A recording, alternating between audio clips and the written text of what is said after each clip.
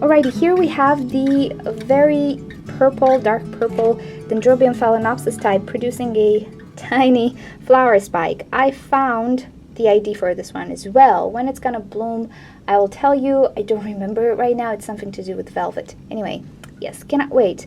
And as you can see, no more spots. Last year's leaves. Do you see this? This is spider mite damage, which got infected, looks yucky. This year's growth, however, is spectacular. So there you go. Spider mites, no spider mites. I like this better. I'm happy that I'm winning the battle. Alrighty, here we have a, oh, this is one of the pretty cattleyas. This is the Monte Elegante. She produced this growth, matured pretty fast, but it does not have a sheath or anything, so it will not bloom this year. But it's okay, she looks spectacular. And here we have the Encyclia Green Hornet. Actually, it's Prostachia. And what else is interesting here? Nothing much. Oh, this thing, as I told you, I kept the pieces that I cut and one I mounted, and the one that I mounted, which does not receive enough moisture, does not produce roots right now, but this one is full of roots and new growth. So yes, it's just sitting on a bed of sphagnum moss. Works really well as a propagation or reviving method, because this orchid didn't have too many roots, as you can see, but the new growth produced roots because of the moisture. So yes, moisture does promote root growth. Okay, this is the Cattleya CG Robbling Sentinel from Rachel.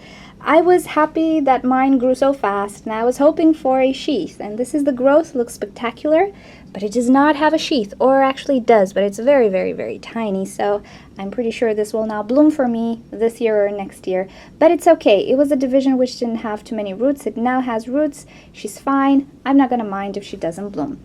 And the Encyclia Vitellina, she matured to this growth and has one more growth here and one here. I cannot wait for it to bloom because I'm not sure if it has a virus or not.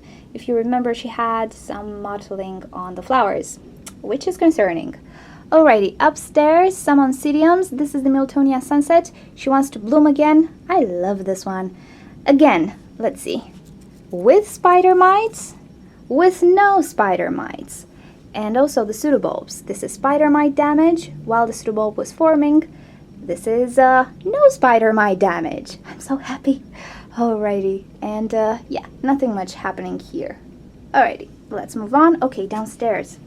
Downstairs I have the Cattleya Tropical Pointer. She produced a sheath right here. I'm not sure if it's gonna bloom, but this cane is already producing a new growth.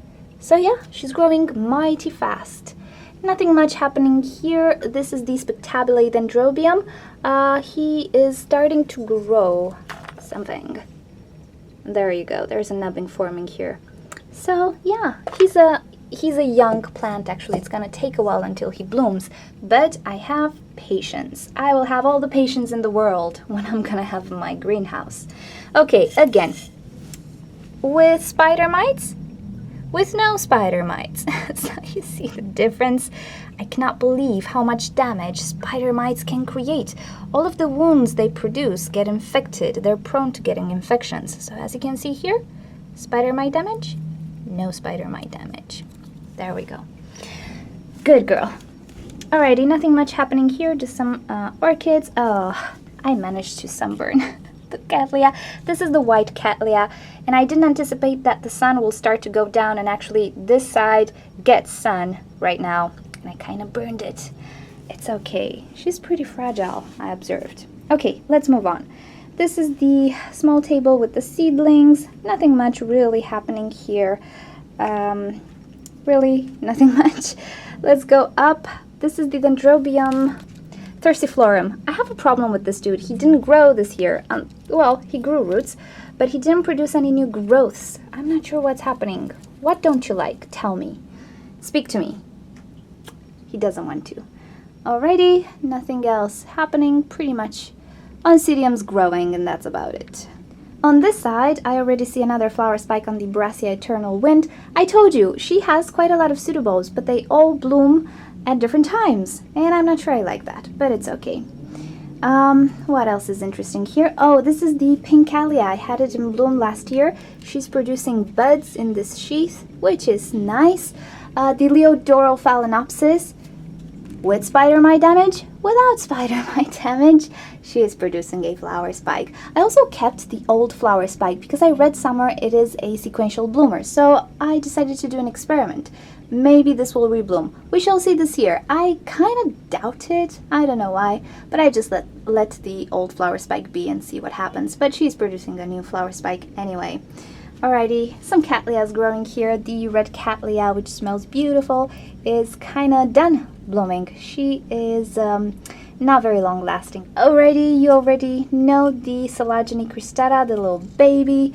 I did an update on this one yesterday. And this is the citrus tree. He's doing so well. He looks very bushy, but I think it will need a trim, maybe next year. And behind it, some more African violets. You know them. They're always in bloom. Some of them are not, some of them are, but something is always in bloom with these guys. Alrighty, let us take a look at the Vandas. Well, the Vandas are not doing much. I need to shade this part right now because it is just so hot. It is the last day of the heat wave, so they say. So hopefully autumn will finally come. I'm kind of done, really. And you know what? You know what's funny? Here in Bucharest, heat is different. I mean, I experienced heat in Cyprus, but it was different. It was tolerable. Here, no, I hate it. I'm done with it. Anyway, Blue Vanda is in bloom again. She looks so pretty. She blooms twice a year for me. So yeah, I really love this one. She was my very first ever Vanda, and she really holds a special place in my heart. So, yep. Alrighty, so this was the balcony tour. I do have some more orchids in the other balcony, the Dendrobiums.